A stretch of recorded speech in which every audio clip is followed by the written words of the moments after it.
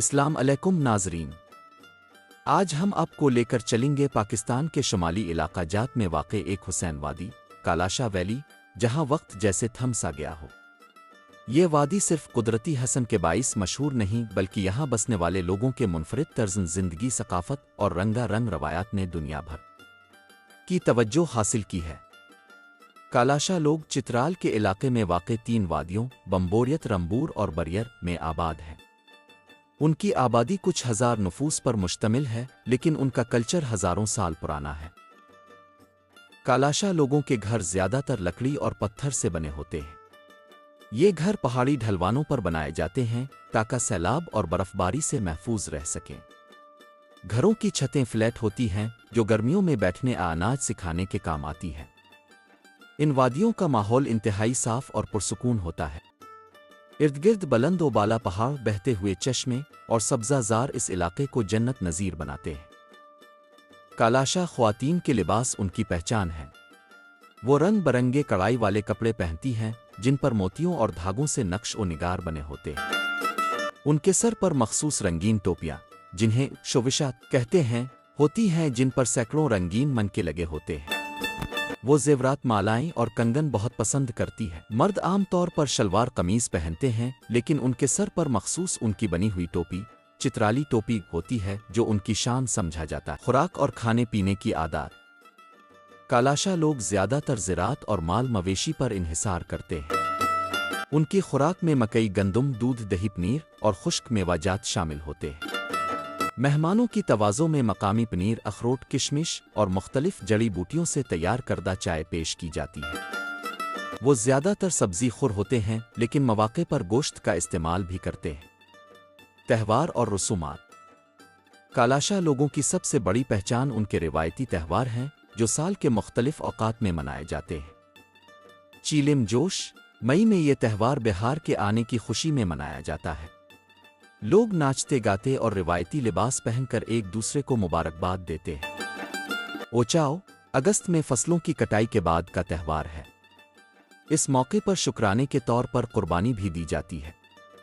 چاؤ موس، دسمبر میں یہ سردیوں کے آغاز کا تہوار ہے اور سب سے مقدس سمجھا جاتا ہے۔ مرد حضرات پہاڑوں میں جا کر روحانی عبادات کرتے ہیں اور پھر واپسی پر دعوتیں دی جاتی ہیں۔ ان تہواروں میں رقص، موسیقی اور کھانے کی محفلیں سجتی ہیں۔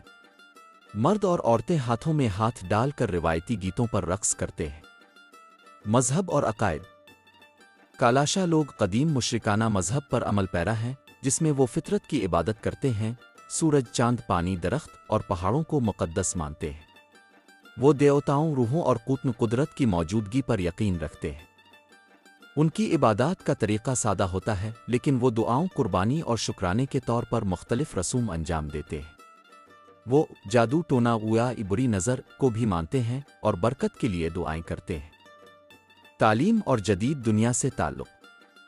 ماضی میں کالاشا لوگ تعلیم سے دور تھے، لیکن اب ان وادیوں میں اسکول قائم ہو چکے ہیں۔ نوجوان نسل اردو اور انگریزی بھی سیکھ رہی ہے اور جدید دنیا سے جڑ رہی ہے۔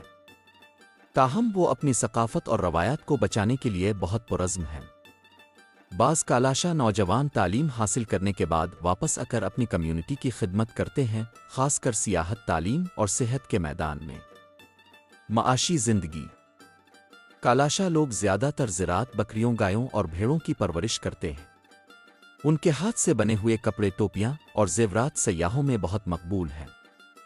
سیاحت ان کی معیشت کا اہم ذریعہ بنتی جا رہی ہے، خاص طور پر گرمیوں کے موسم میں جب دنیا بھر سے سیاح ان وادیوں کا رخ کرتے ہیں۔